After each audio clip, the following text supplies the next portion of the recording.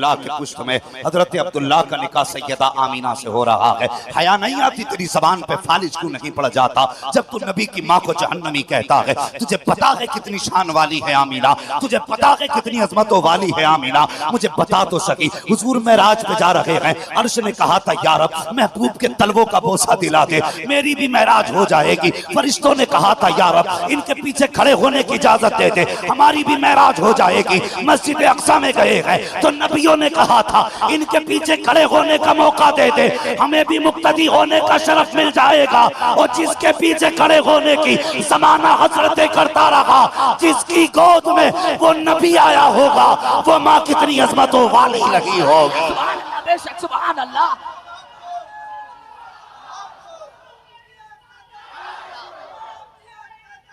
छोड़ेंगे मरहबा मरहबा या अली या गौस या ख्वाजा जिंदाबाद। तवज्जो है, जरा बोल दे सुभान अल्लाह। सुभान अल्लाह। और आज ऐसे सुन के दिखा दो कि वाबियत का कलेजा फट जाए। अगर ये नबी के जिक्र से इतना प्यार करते हैं तो फिर नबी की जात से कितना प्यार करते हो। बताने लगा हूं मिलाद क्या है। अल्लाह अकबर। उनको जहन्नमी ना कहे, तुझे क्या पता। कसम खुदा की हुजूर आए नहीं, बातें पहले होने लग गई थी, बातें पहले ही होने लगी। और कब? अल्लाह अकबर। जानते हो हजरत अब्दुल्ला कहां पैदा हुए? कहां पैदा हुए हजरत अब्दुल्ला? ताज्जुब जवान, हमारी कौम के जवान को क्रिकेटर का पूरा रिकॉर्ड मालूम है, फिल्म इंडस्ट्री का पूरा रिकॉर्ड मालूम है। अगर नहीं पता तो हुजूर का नहीं पता। जरा तुम भी जवानों गौर करो। हुजूर के वालिद हजरत अब्दुल्ला मक्का शरीफ में पैदा हुए, याद रखेंगे ना? कहां पैदा हुए? मक्का शरीफ में। और नबी की अम्मी मदीना शरीफ में पैदा हुई। सुभान अल्लाह सुभान अल्लाह। आला हज़रत कहते हैं तैबा ना सही अफजल मक्का ही बड़ा जाहिद, हम इश्क के बंदे हैं क्यों बात बढ़ाई। सुभान अल्लाह सुभान। हुजूर का मदीने शरीफ से बड़ा गहरा ताल्लुक, इतना गहरा ताल्लुक मेरे हुजूर का ननिहाल भी मदीना शरीफ है। हजरत अब्दुल्ला यानी हुजूर के वालिद का ननिहाल भी मदीना शरीफ है, और हुजूर के दादा का ननिहाल भी मदीना शरीफ है। बड़ा गहरा ताल्लुक है हुजूर का मदीना शरीफ से। हजरत आमीना मदीने में पैदा हुई। एक खातून थी जो उस वक्त में हाथ देख के बता देती थी इसके नसीब में क्या लिखा है। पूरी तारीख बयान नहीं करनी है, बड़ी तेजी से मुझे आगे बढ़ना है। हाथ देख के बता देती नसीब में क्या लिखा है। नाम उसका सौदा बिनते ज़हरा था। जब वो जाती किसी बस्ती से तो औरतें, बच्चे, जवान, बूढ़े इकट्ठे हो जाते। हाथ देख के कहते सौदा बता मेरे हाथ में क्या है। वो लकीर देख के बताती तेरे नसीब में ये है, तेरे नसीब में ये है। एक दिन मदीना शरीफ सौदा बिनते ज़हरा आई। ऐलान हुआ लोगों सौदा बिनते ज़हरा आ रही है, जिसे अपना नसीब दिखाना हो वो सौदा को हाथ दिखा दे। औरतें बच्चे जमा हो गए, सब आकर के लाइन में लग गए। वो हाथ देख के बता तेरे नसीब में ये है, तेरे नसीब में ये है, तेरे नसीब में ये है। नतीजा ये हुआ सबका हाथ देखा। एक कोने में 6 साल की उम्र में हजरत आमीना मुस्कुरा रही थी, खड़े होकर के देख रही थी। किसी ने कहा था आमीना तू भी अपना हाथ दिखा के तो देख, देखे तेरे नसीब में क्या लिखा है। हजरत आमीना आई, 6 साल की उम्र हजरत आमीना की है। सौदा बिनते ज़हरा के आगे अपना हाथ करके कहा बताओ मेरे नसीब में क्या लिखा है। सौदा बिनते ज़हरा ने नबी की अम्मी का हाथ देखा, माथे पे पसीना आया। कभी हथेली देख रही है, कभी माथा देख रही है, कभी हथेली देख रही है, कभी माथा देख रही है। सबने कहा सौदा बता तो सही इसके नसीब में क्या लिखा है। तो 6 साल की उम्र नबी की अम्मी की थी। उस वक्त सौदा ने कहा था हाज़ी नज़ीरा औ वुलदत नज़ीरा, या तो ये नबी बनेगी या इसकी गोद में नबियों का इमाम तलबा करो। नारे तकबीर, नारे रिसालत, सरकार की आमद, मक्की की आमद, मदनी की आमद, जश्न ईदे मिलादुन नबी। शर्म नहीं आती? आज बंदा कहता शिरके जी जुलूस निकालना जायज नहीं है, हुजूर की विलादत मनाना, फतवा लगाना सबसे पहले सौदा बिनते ज़हरा पे, जिसने आने से पहले बता दिया नबियों का इमाम आने वाला है। इंसाफ के साथ बताइए, अगर आने से पहले बात हो सकती है तो आने के बाद बात क्यों नहीं हो सकती है? सुभान अल्लाह। बताओ ना हमें भी। अच्छा एक बात हम बताएं, अगर हम बरेली शरीफ का तज़किरा करें तो लोग कहते हैं आला हजरत तो आशिक थे साहब, उन्होंने इश्क में लिखा है। अगर बात उसकी करूं जिसे खुद उस वक्त तक पता ना था ये बेटा है कौन, जिसे दुनिया सैयदा आमीना कहती है। हाँ, हम बरेली की बात करें तो आला हजरत ने इश्क में लिख दिया होगा नबी की अम्मी, उनकी तो बात मानी जाएगी ना। आला हजरत की नहीं मानते मत मानो, मेरी नहीं मान रहे मत मानो, लेकिन नबी की अम्मी की तो सब मानेंगे ना, माननी भी चाहिए। नबी की अम्मी कहती है अल्लाह अकबर, कहती है मेरा निकाह हजरत अब्दुल्ला से जब हुआ और अभी 2 महीने का अरसा गुजरा था, तवज्जो है सारे लोगों की, 2 महीने का अरसा गुजरा। हुजूर के बारे में फरमाती उनका नूर मेरे शिकम में आया, मेरे निकाह को 6 महीने का अरसा गुजरा, हुजूर का नूर आए हुए 2 महीने का अरसा गुजरा। कहती मेरे सरताज मेरे शोहर मुझसे कहने लगे आमीना परदेश जाना है। क्यों?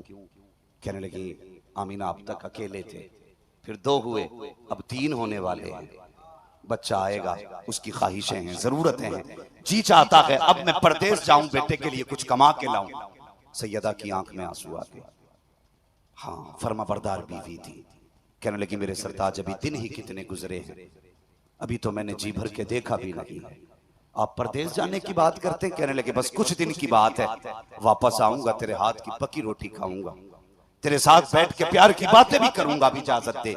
सैयदा ने इजाजत दी, हजरत अब्दुल्ला चले गए। सब जानते हैं इसी सफर में हजरत अब्दुल्ला का इंतकाल हुआ। ठीक है जी, इसी सफर में हुजूर के वालिद का इंतकाल हुआ। अभी हुजूर मां के शिकम में आए 2 महीने का अरसा हुआ है। सैयदा आमीना उस दिन का इंतजार करने लगी जिस दिन अब्दुल्ला को आना था। फरमाती वो दिन भी आ गए जब अब्दुल्ला को वापस आना था। कहती मैंने घर की सफाई की, मैंने खाना तैयार किया, मेरे अब्दुल्ला को आज आना है, कह के गए थे तेरे हाथ की पकी रोटी खानी है। उस वक्त फोन का भी दौर ना था, अल्लाह अकबर, जो फौरन पता चल जाता।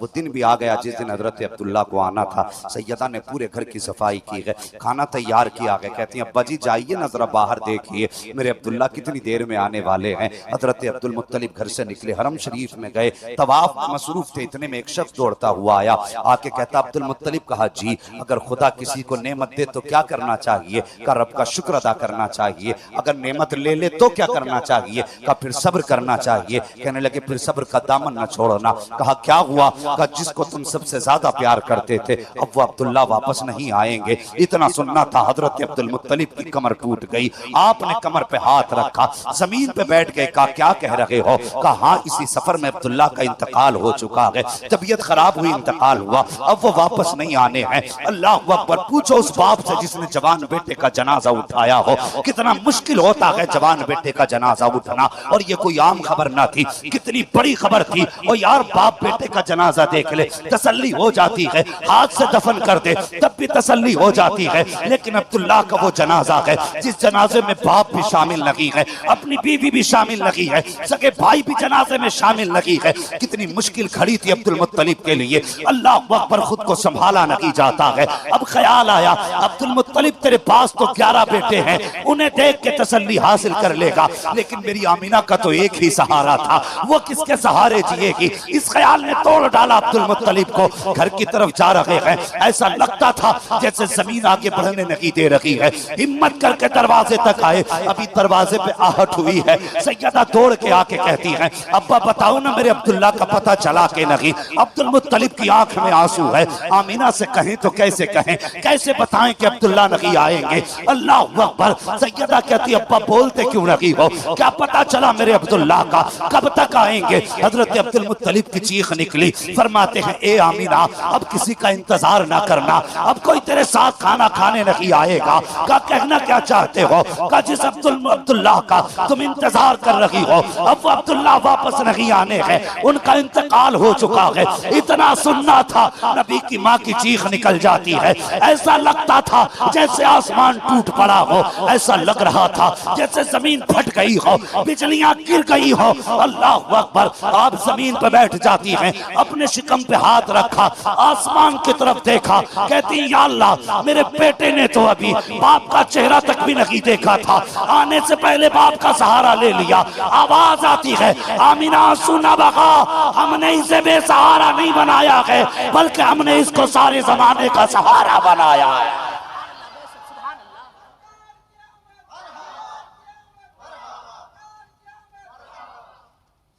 तवज्जो है, आवाज आई, ये बेसहारा नहीं, हमने इसे सारे जमाने का सहारा बनाया है। अल्लाह अकबर। शोहर की जुदाई थी, और यार घर जाना, बेटियों को समझाना अपनी बेटियों को जाकर के कि खुदा के वास्ते जब परदेश जाएं, निकाह करके दूसरे के घर में जाएं तो अपने शोहर के खिलाफ कभी जुमला ना बोलना। हाँ, हम ये औरतें नहीं जानती शोहर चीज क्या है। अगर शोहर इंतकाल कर जाए तो भरी दुनिया उजड़ जाती है।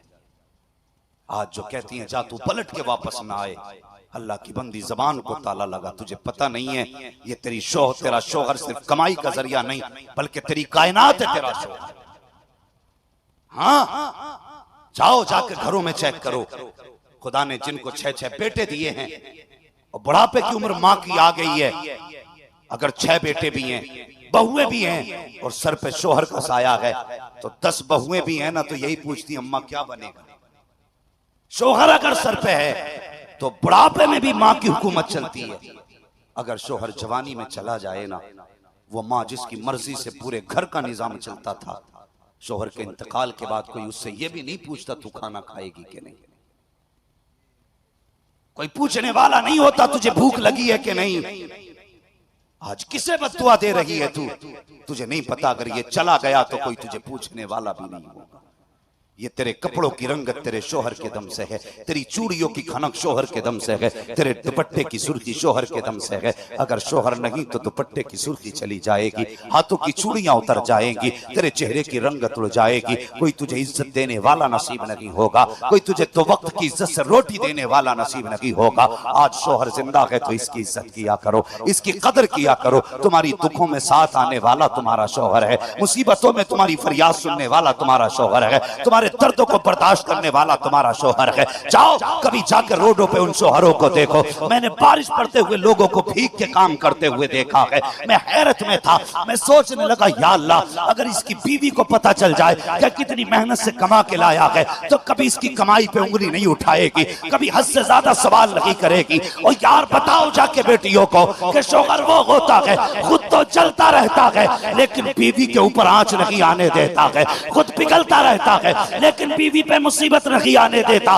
बेटियों से कह देना ए बेटियों परदोस जाओ तो शोहरों की इज्जत करना, इसलिए कि जब शोहर राजी होता है तभी पैदा करने वाला खुदा भी राजी हुआ करता है। जरूरी है ये। अपनी बेटियों को समझाओ और उनसे कहो कि शोहर की इज्जत करें, शोहर की इज्जत करें, कदर करें शोहर की। तुम्हें नहीं पता शोहर क्या है।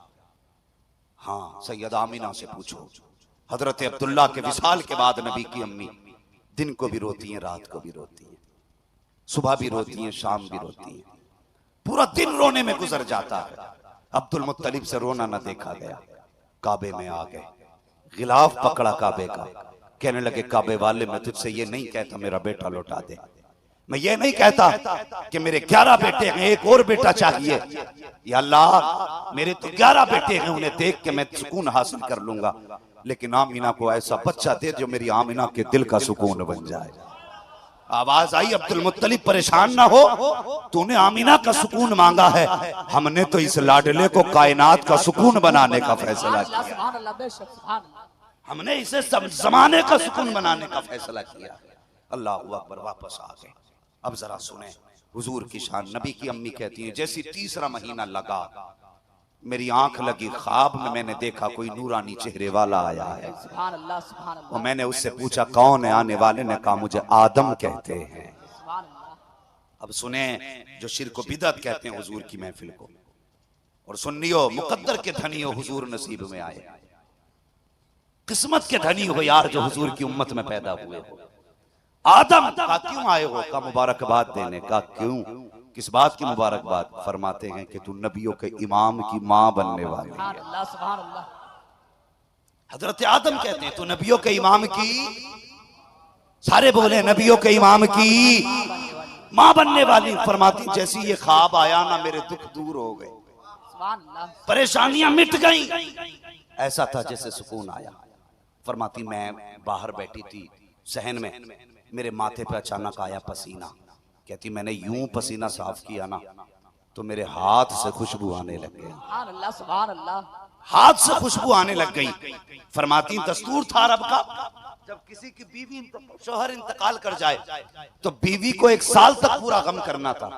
गम का दस्तूर यह था कि खुशबू नहीं लगानी, इत्र नहीं लगाना। कहा जब मैंने खुशबू सूंघी ना मैं डर गई, या अल्लाह मक्के की औरतें वैसे ही हसद करती थी कि अब्दुल्ला ने इससे निकाह क्यों किया, हमसे क्यों नहीं किया, अब अगर ये खुशबू सूंघेगी तो मुझे बदनाम करेंगे। ये सोच के आप जल्दी उठी और आपने अपने दुपट्टे से हाथ साफ करा। फरमाती वो पसीना दुपट्टे को लगा तो दुपट्टे से खुशबू। सुभान अल्लाह, सुभान अल्लाह। मैंने दुपट्टा सूंघा, खुशबू आ रही थी। कहने लगी मैं जल्दी जल्दी गई, मैंने पानी डाल के दुपट्टा धोया। फरमाती बजाय इसके के दुपट्टे की खुशबू जाती, कहती जो पानी दुपट्टे से निकल के जा रहा था उस पानी से भी खुशबू आ रही थी। फरमाती दिन बढ़ते गए खुशबू बढ़ती गई, खुशबू बढ़ती गई। कहती फिर पहले ये खुशबू मेरी 4 दीवारी के अंदर थी, फिर ये खुशबू 4 दीवारी से पार हुई, मोहल्ले की औरतों की नाक तक पहुंच गई। औरतों में बातें होने लगी, आमीना कैसी औरत है, शोहर का इंतकाल हो गया है और ये खुशबू लगा रखी है, और खुशबू भी ऐसी जो अरब की मार्केटों में नहीं मिला करती है, खुशबू भी ऐसी जो बड़ी बड़ी रईसों के घरों में नहीं मिलती है। ये खुशबू कहां से लाती है? इसकी खुशबू का पता तो करो। मशीयत का नकीब कह रहा था ऐसी खुशबू कहां से लाओगे? ये तुम्हारे कारखाने की नहीं है, हमारे कारखाने की खुशबू। सुभान अल्लाह। ये हमारे कारखाने की खुशबू है। आलादत फरमाते उनकी महकने दिल के गुंचे खिला दिए गए, जिस राह चल दिए गए कूचे बसा दिए गए। फरमाते खुशबू निकल के बाहर चली गई। औरतों ने अपने अपने शौहरों से कहा देखो आमिना खुशबू लगाती है। लोगों को मौका मिल गया आज अब्दुल मुत्तलिब का सामना करने का, और अब्दुल मुत्तलिब की वो जात है कि अब्राहा में भी ताकत न थी जो अब्दुल मुत्तलिब की आंखों में आंखें डाल के बात कर ले। नहीं थी ताकत अब्दुल मुत्तलिब की आंखों में आंखें डालने की।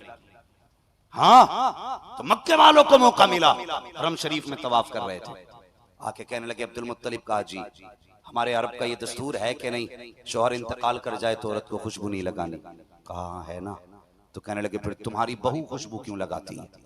इतना सुनाना अब्दुल मुत्तलिब का हया से चेहरा झुक गया, आपकी आंखों में आंसू, आवाज आई अब्दुल मुत्तलिब परेशान क्यों होता है? हम तुझे भी जानते हैं और अपनी आमीना को भी जाना करते हैं। सुभान अल्लाह। हम तुझे भी जानते हैं और आमीना को भी जानते हैं, परेशान ना हो, घर जा। आप घर आए, अपनी बीवी नबी की दादी हजरत फातिमा, आपने उनसे कहा फातिमा का जी मेरे सरताज, जामिना से जाके कहे कि बेटी खुशबू ना लगाया कर। जैसी हजरत फातिमा अंदर आई, नबी की अम्मी अदब के लिए उठ के खड़ी हो गई। अल्लाह अकबर, ऐसे खड़ी हुई जैसे कोई बाअदब बेटी माँ के लिए उठ के खड़ी हो जाती है। क्या आज हमारे घर की बहू अपनी सास के लिए उठ के खड़ी होती है? ये तहसीबें थी हमने बेटियों को। हम तो बेटियों से जाके ये कहते हैं ससुराल जा रही परेशान मत होना, मोबाइल पहले ही दे दिया है, परेशानी आए तो फोन कर देना, भाई आके सब सही कर देगा। ये क्या क्या बेटियों को भेज रहे हैं? वो कैसे लोग थे जो बेटियों को भेजते थे, कहते थे बेटी सुर्ख जोड़े में जा रही है, रिश्ता तब टूटे जब सफेद जोड़ा कफन का मिल जाए। ये माँ बाप थे, आज पूरी तोप बना के भेज रहा है। डरना मत, हम देख लेंगे। क्या खाक देख लेगा? बड़े बड़े राजाओं से बेटियां नहीं पली, तू क्या खाक पाल लेगा? नबी की अम्मी उठ के खड़ी हो गई, क्या बात है? कहने लगी बेटी तुम्हारे वालिद मेरे शोहर कह रहे हैं खुशबू न लगाया कर, इतना सुना चीख निकली सैयदा आमीना की, रोने लग गई, कहने लगी जिस चीज का डर था वही हो गया है अम्मी जान, मैंने कोई खुशबू नहीं लगाई है। इतना सुना ना वापस आ गई फातिमा, कहने लगी अब्दुल मुत्तलिब जाओ, बहू रोने लगी है, मुझसे देखा ना गया, जाओ जाके उसे संभालो। अब्दुल मुत्तलिब भी आए, फातिमा भी आई। हजरत अब्दुल मुत्तलिब ने सैयदा के सर पे हाथ रख के कहा, बेटी आंसू ना बहा, आंसू पोंछ ले, तेरा रोना नहीं देखा जाता, बेटी बता रोई किस लिए है। हजरत आमीना कहती है अब्बा जी, अम्मी ने मुझसे कहा है खुशबू ना लगाया कर। अब्बा जान मैंने कोई खुशबू नहीं लगाई है। कहा बेटी ये मैं नहीं कहता, मक्के के लोग कह रहे हैं कि आमीना खुशबू लगाया करती है, अपने शौहर का गम नहीं करती है वो। सैयदा आमीना ने रो के कहा था अब्बा जान मुझसे पूछो, मेरी तो दुनिया उजड़ गई है, आपने कैसे कह दिया कि मैं अपने शौहर का गम नहीं मनाती हूँ। मेरा सुबह को भी रोना है, शाम को भी रोना है, जब से मेरे सरताज गए हैं मुझे तो चैन की नींद तक नहीं आई है। आप कैसे कहते हैं कि मैं अपने शौहर का गम नहीं करती। कहा बेटी अगर गम करती हो तो खुशबू क्यों लगाया करती हो। कहा मैंने कहा मैं कोई खुशबू नहीं लगाती हूँ। कहा अगर खुशबू नहीं लगाती हो तो तुम्हारी बदन से खुशबू के झोंके क्यों आया करते हैं, ये किधर से खुशबू आती है। सैयदा आमीना रोई, रो के कहती अब्बा जान एक राज था मेरे सीने में, एक दर्द था मेरे सीने में, मैं चाहती थी किसी से बयान ना करूं, लेकिन आज आपने पूछा है, आपके डर से बताना पड़ रहा है। अब्बा जी मैंने कोई खुशबू नहीं लगाई है, कोई इत्र नहीं लगाया है, बल्कि सच तो ये है कि जब से आपके बेटे अब्दुल्ला की अमानत मेरे शिकम में आई है, मैं जिन गलियों से गुजरती हूँ वो गलियां भी खुशबू से महक जाया करती।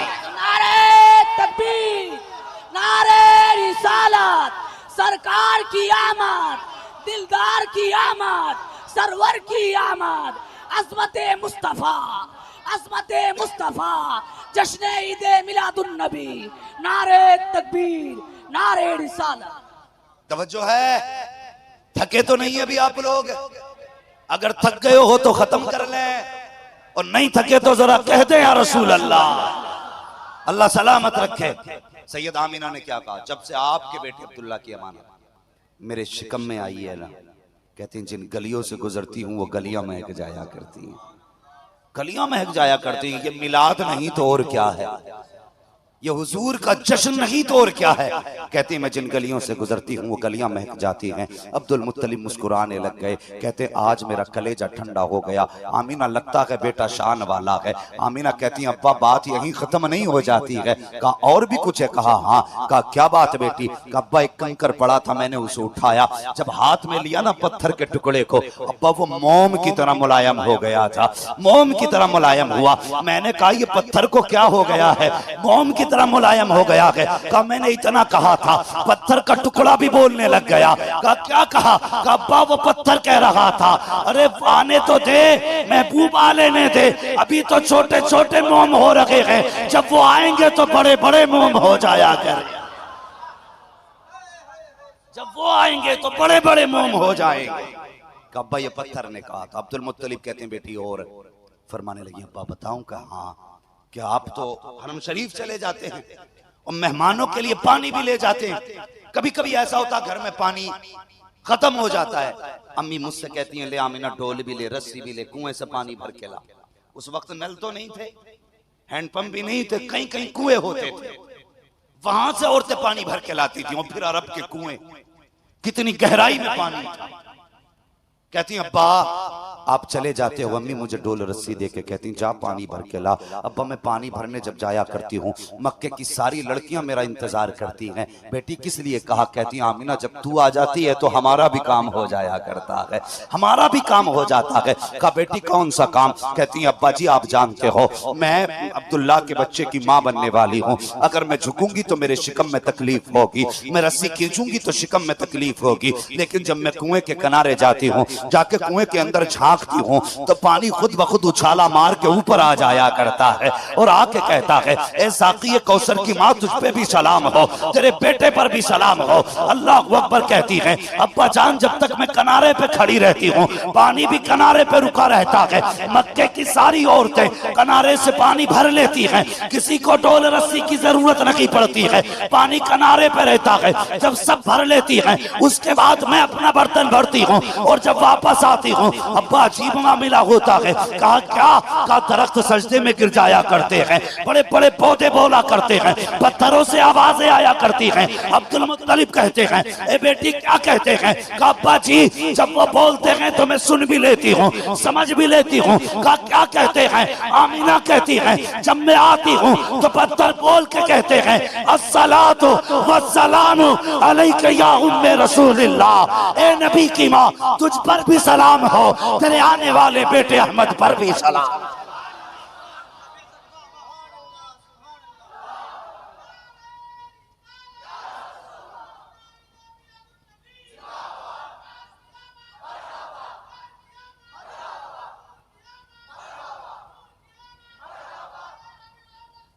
जिंदाबाद, अल्लाहु अकबर या रसूल अल्लाह। अच्छा एक बात रुक के बताइए, सलाम पढ़ते ना सारे लोग?